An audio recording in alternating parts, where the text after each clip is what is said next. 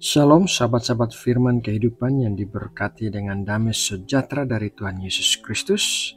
Semoga hari ini akan menjadi hari yang luar biasa bagi kita semua, karena tangan Tuhan yang menyertai dan memberkati kita. Sahabatku, sebentar lagi kita akan mendengarkan firman Tuhan, jadi mari kita berdoa. Ya Tuhan, kami datang menghadap hadirat-Mu dengan pengharapan untuk bertemu dengan-Mu.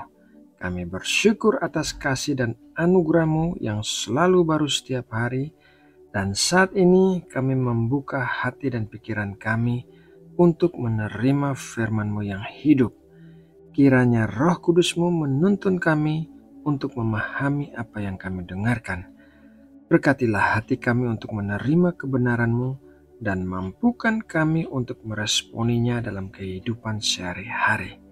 Dalam nama Tuhan Yesus Kristus kami berdoa. Amin.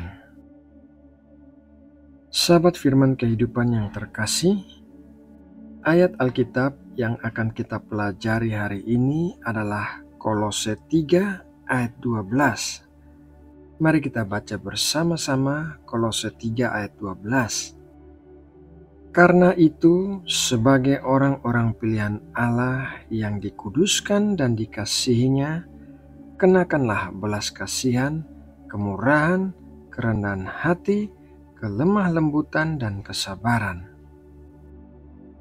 Belas kasihan adalah hal yang jarang ditemukan dalam dunia yang dipenuhi dengan orang-orang yang hanya memikirkan dirinya sendiri.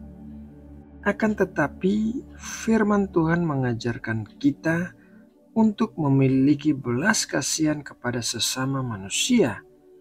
Bahkan Tuhan Yesus sendiri banyak mendemonstrasikan belas kasihannya saat Ia menyentuh orang-orang dengan sentuhan ilahi yang menyembuhkan dan memulihkan. Mari kita membaca sebuah kisah sentuhan ilahi dari kitab Matius 8 ayat 1-3. Setelah Yesus turun dari bukit, orang banyak berbondong-bondong mengikuti Dia. Maka datanglah seorang yang sakit kusta kepadanya, lalu sujud menyembah Dia dan berkata, "Tuan, jika Tuan mau, Tuan dapat mentahirkan aku." Lalu Yesus mengulurkan tangannya, menjamah orang itu dan berkata, "Aku mau, jadilah engkau tahir." Seketika itu juga tahirlah orang itu daripada kustanya. Matius mencatat kisah ini dengan singkat, hanya beberapa ayat saja. Matius bahkan tidak menyebutkan nama dari orang yang menderita sakit kusta itu. Tetapi satu hal yang kita yakini, yaitu bahwa kisah ini benar-benar terjadi. Kesembuhan atas penyakit kusta benar-benar terjadi pada orang ini. Penyakit kusta bukanlah sebuah penyakit yang sepele. Penyakit ini menyebabkan matinya urat-urat saraf sehingga penderitanya tidak bisa merasakan apapun pada anggota tubuhnya. Hal ini bisa menyebabkan hilangnya anggota tubuh seperti jari-jari tangan dan kaki, telinga, hidung, dan lain sebagainya. Penyakit ini juga menyebabkan luka-luka dan pembusukan pada tubuh penderitanya sehingga menjadi merah dan bau. Oleh karena itu, orang yang menderita penyakit kusta dijauhi oleh orang-orang. Ia harus tinggal di luar kota, di tempat yang terpencil, dan hidup dari belas kasihan orang lain.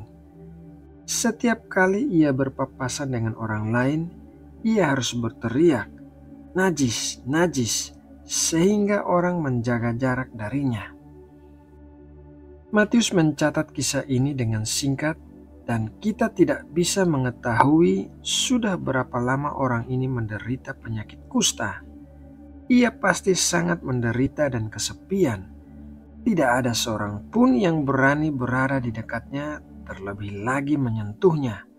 Bahkan orang tua dan keluarganya pun tidak akan melakukan hal itu agar tidak menjadi najis saat bersentuhan dengannya. Tetapi Tuhan Yesus mengulurkan tangannya dan menjamah orang itu. Sebuah sentuhan ilahi, sebuah sentuhan dari Allah yang penuh kasih, sebuah sentuhan yang sudah lama tidak diterima oleh orang yang menderita penyakit kusta itu. Firman Tuhan mencatat bahwa sentuhan Tuhan Yesus menyembuhkan orang itu dari penyakit kustanya. Bukan hanya menyembuhkan fisiknya, tetapi sentuhan Tuhan Yesus juga memulihkan hati orang itu dari kesepian yang dideritanya. Sentuhan Tuhan Yesus memberikan ia sebuah kesempatan baru untuk berinteraksi dengan orang lain secara normal. Sentuhan Tuhan Yesus memberikan ia sebuah kesempatan kehidupan yang baru di mana ia bisa bekerja dengan normal dan memiliki keluarga yang mengasihi dan dikasihinya. Apa yang dilakukan Tuhan Yesus dengan sebuah sentuhan yang sederhana sudah mengubahkan dunia orang itu. Dari orang yang tidak memiliki pengharapan menjadi orang yang diberikan pengharapan baru. Kabar baiknya adalah Tuhan Yesus bukan hanya menyentuh penderita kusta itu dengan sentuhan ilahinya, tetapi Tuhan Yesus juga menyentuh kita dengan sentuhan ilahinya. Mari kita renungkan saat-saat di mana kita mengalami seperti penderita kusta itu, yaitu saat-saat kita mengalami kesepian, dijauhi orang lain, disalahpahami, dibenci, mengalami kebangkrutan, dan hidup dari belas kasihan orang lain. Sepertinya tidak ada pengharapan, bukan?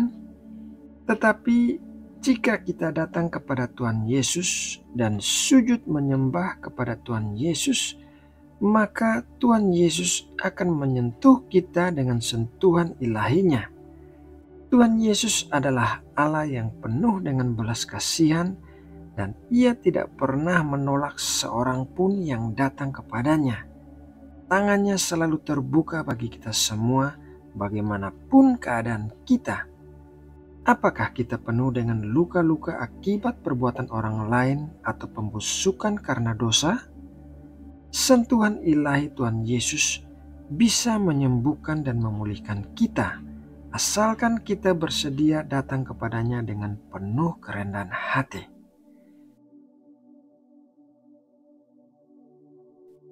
Sahabat firman kehidupan yang terkasih, hari ini kita sudah belajar tentang belas kasihan Tuhan Yesus dan sentuhan ilahi yang menyembuhkan serta memulihkan kita. Oleh karena itu, janganlah ragu untuk datang kepadanya dalam segala keadaan kita. Percayalah pada kasih-Nya, percayalah pada kuasa-Nya. Nah, sahabatku, demikianlah renungan firman Tuhan hari ini. Semoga renungan ini dapat menjadi berkat yang memberikan kekuatan baru bagi kita semua. Mari kita berdoa. Bapa kami di surga, kami mengucap syukur atas firman-Mu yang telah kami renungkan. Terima kasih ya Tuhan Yesus, karena Engkau telah menyentuh hati kami melalui kebenaran ini.